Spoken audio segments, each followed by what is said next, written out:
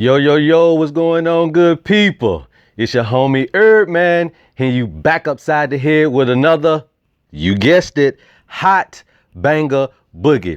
Hey, look, go tell somebody your homie HerbMan is on. And if this is your first time tuning in to the HerbMan show, go ahead and hit that logo right at the bottom of your screen right there and hit that notification bell so that you never ever miss an episode of the HerbMan show. All right. So, hey, you guys know I'm all over the social media stage. You can follow me on Twitter at LoveHerbMan. You can follow me on YouTube, obviously. Just hit that subscription button and like these videos and share them. You can also follow us on Facebook and Instagram at Leaf of Vital Essentials INC. All right. And remember, we always got those herbs for you. We got those soaps and we got those essential oils on www.leafofvitalessentials.com.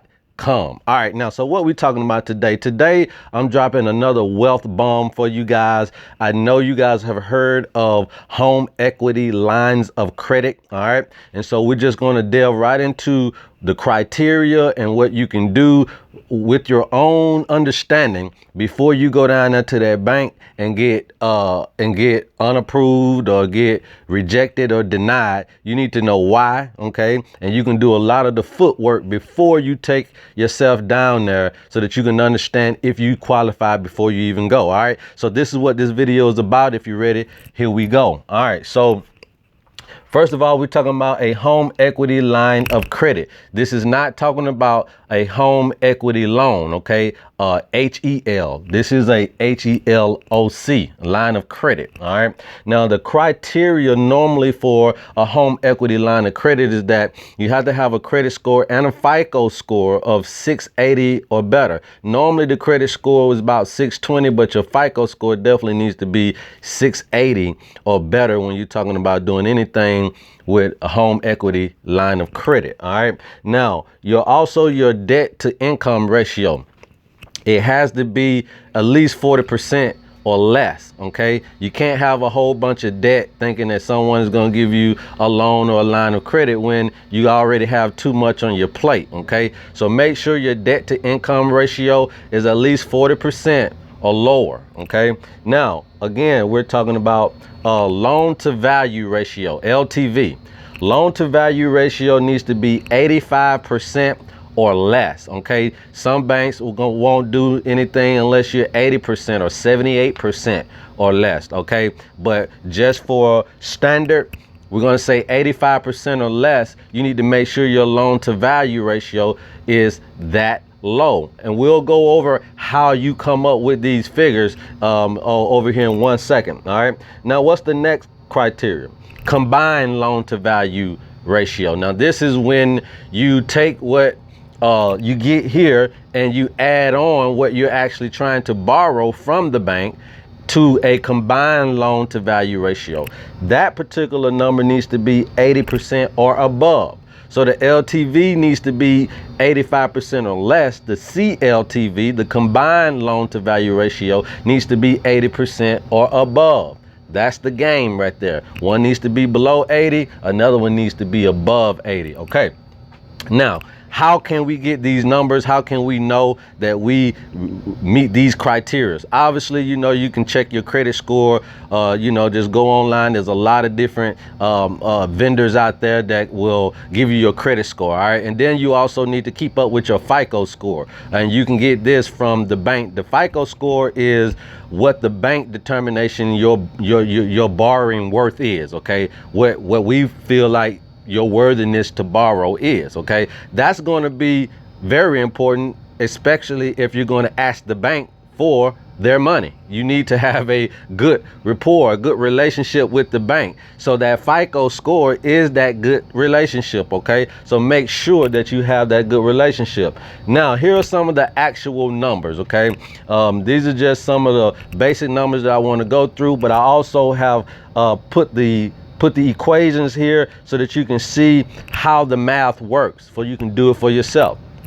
Now, this particular individual house is worth $250,000. Okay, they have been appraised.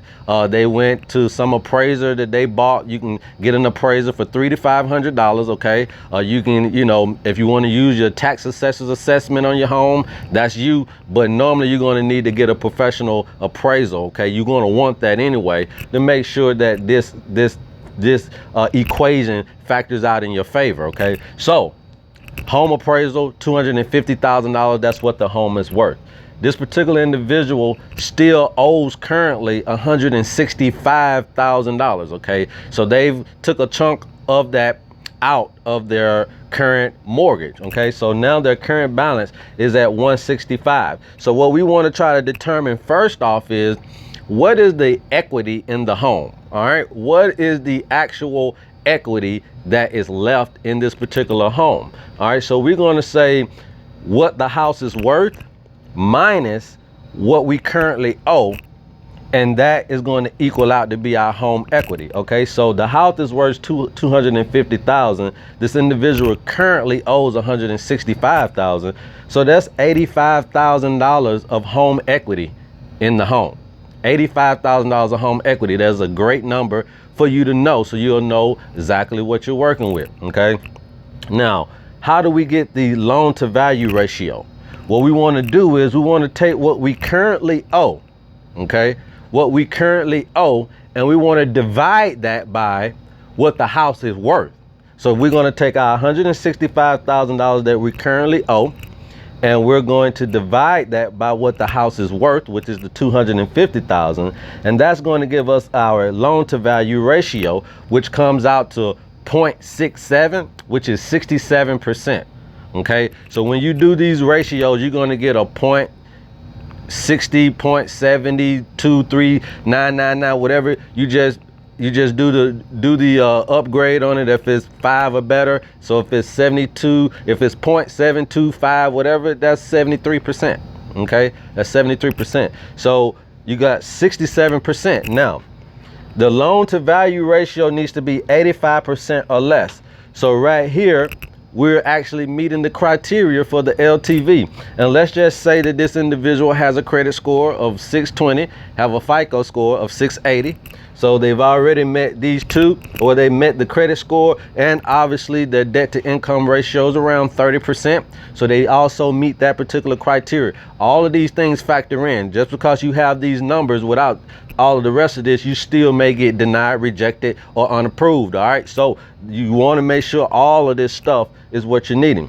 So now we have the loan to value ratio. Now, one of the most important things is you got to understand your credit limit. Okay, your credit limit. How can we understand what we need to ask for, so to speak, from the bank? How can we come up with that number of what should I ask for? All right, as far as where I might have the better percentage, the better opportunity, the better chance of getting approved. Okay, well, there is a way for you to kind of get a roundabout estimate of a credit limit for yourself, and this is how you do it.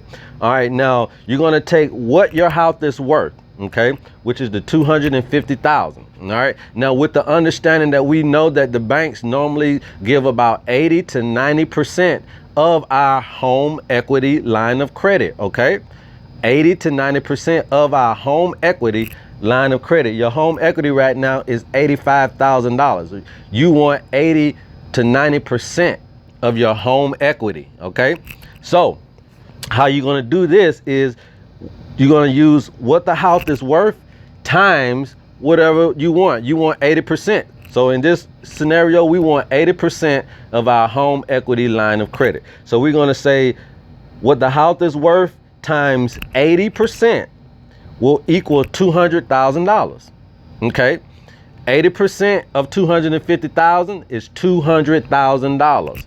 All right, now we're going to minus that 200,000 by what we currently owe, which is $165,000. And you're going to come up with $35,000. That's actually your credit limit. That's actually your credit limit. That's really how much you can borrow with the numbers that you have. Okay, so when you're going into the bank now you know what you should be asking for. Okay, so now if I want that whole $35,000, now we know what we're asking for. Now we go back to the CLTV and we say, okay, since I currently owe 165, okay, but I want 35,000, I have to add on the 35,000 to my 165, okay, and that's going to bring us to what? $200,000. All right, now we're going to divide that just like we did the LTV. We got to divide that still by what the house is worth. So we're going to take 200,000 divided by 250,000, and we're going to get 80%. Okay, you're going to get 0.8, which is 80%. Now, the CLTV criteria is 80% or above. Are we at 80%? So we meet that criteria as well. And these are the numbers that you can do to make sure you are ready before you go into the bank, so that you don't get rejected, denied, or unapproved. Okay, we want to make sure you understand exactly where you currently are at. So if you can rewind this video back, you take all of these equations and you can do this in your own time, in your own home, without having to go down there and get rejected and not know why, or not know what you need to do to be in a better place. Okay, so we do need to understand these things. Now, what are some of the things you can use a home equity line of credit for? You can use it to pay down all of your debt. Okay, consolidate. You can pay down some of your credit card debt you got going on. You can do remodeling of your home, renovations. You can use it for business and, you know, creating new money avenues for yourself. Okay, if you own a home, this is one of the greatest assets that you can use to turn your home from a liability into an asset. Okay, from a liability into an asset. A home equity line of credit is one of the greatest tools you can use to turn your home from a liability, something that is taken out of my pocket, into an asset, something that is bringing income into my pocket.